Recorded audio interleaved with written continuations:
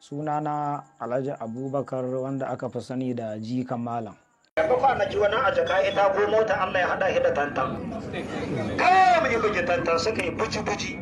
Kamar yadda aka tambayi tarihin rayuwata, an haife ni a unguwar Gama a Brigade nan layin 'yan dusa.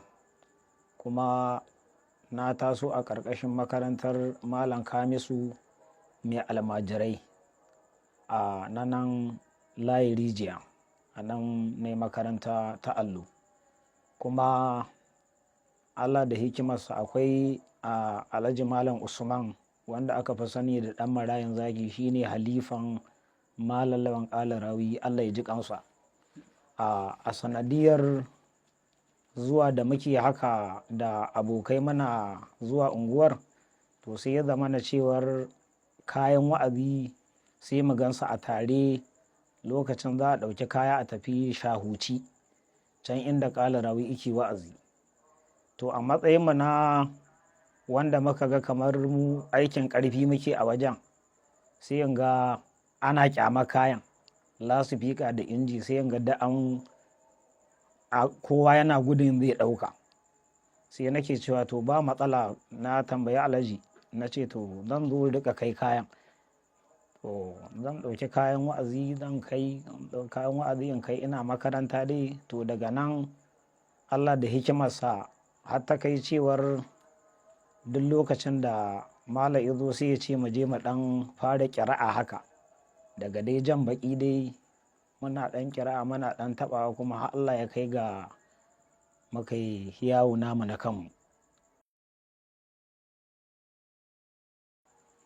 Inda na samo sunan Jikan Malam, wato da yawa akwai mutane wanda suke a sauraron wa'azina, to kuma sai su rika ce min Jikan Malam. To mutane da yawa sun yi ca, kowanne sai ya zo ya tambaye ni ya ce wai malam ɗin to malam wa, kai Jikan Malam ne, to malam wa? Sai in ce ai Jikan Malam, ni dai a haka nake a Jikan Malam. Kuma Allah da hikimarsa kakana maƙiri ne, kuma a tarihin kakana shine kusan sarkin ƙira ma na Daura gaba ɗaya, tunda asalin mahaifiyanmu yar Daura ce. Yau hata talaka na ƙauye in zai kawo akuya kasuwa da daddare sai ya sa ya ɗan wake. Wannan shafuffukan sada zumunta gaskiya yaran ba sa mun adalci, kuma mutane da yawa da hukuma na samu matsaloli. Amma da yake gwamnatin ƙasarmu ta Najeriya gwamnati ce mai adalci, wadda za ta iya ɗaga wa mutum ƙafa, an san neman abinci yake. Amma a dalilin wannan yaran gaskiya sun jefa ni a matsala sosai, na ɗan gamu da matsaloli.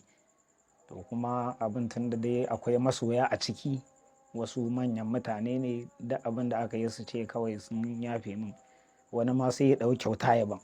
Yace akwai giya a gidan aljanna, akwai madara a aljanna, sannan akwai 'yan mata a gidan aljanna. To abin ne na gani gaskiya salan ya kamata mutum ya tafi da zamani. Da ina da mai jan baki ya rasu, to duk inda muka je za a ja baki. To abin yanzu kamar jan baki haka da fassara, sai ya zama na cewar mutane ba za su taru ba in kana tafsiri. To amma sai abin ya zama cewa da littattafai da hadisan annabi da kuma littafi haka na shikayoyi wanda za su nishin ɗan da mutane da hikima, to sai a sa a ciki, kuma a yi amfani da samari a rika faranta musu rai yanda za su gaba a kyamace su ba. Yar miliyan ɗaya mutum zai rike ne wa almajiri kallon banza?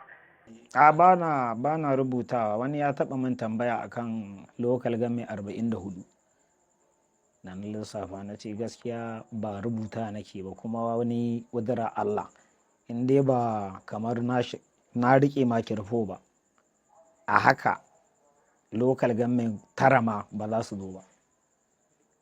Amma lokacin da na riƙe makirfo na ga da jama'a a gabana, to zan iya lissafa local game 44 da ka. wallahi ina da annabawan Allah ba shi ma zaune. To wannan misali ai duk abin da ka yarda da shi ka gaskata shi dan ka rantse, wannan tambayar ba wannan ya kamata ga min ba, wannan tambaya ce ta abin da ya shafi malamai.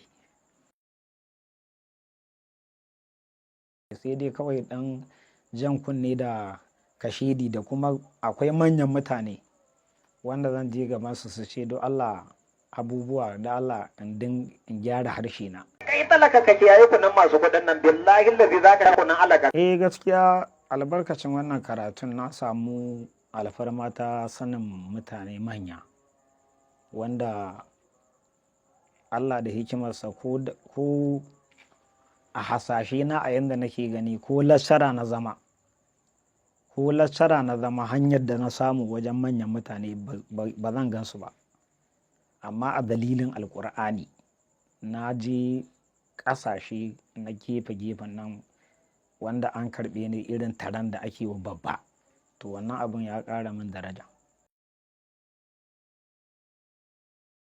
Babban buri na har ga Allah abin da yake rena an ga talaka ya fita daga cikin kunci na rayuwa. In ba kana zuwa Abuja ba ka da kai zuciya ne sai wallahi jinin ka sai ya hau. A yi ta shawara akan 9,000. Kuma ne za ka canza sai ka laɓe kar ka canza wa dai idan shiga ka.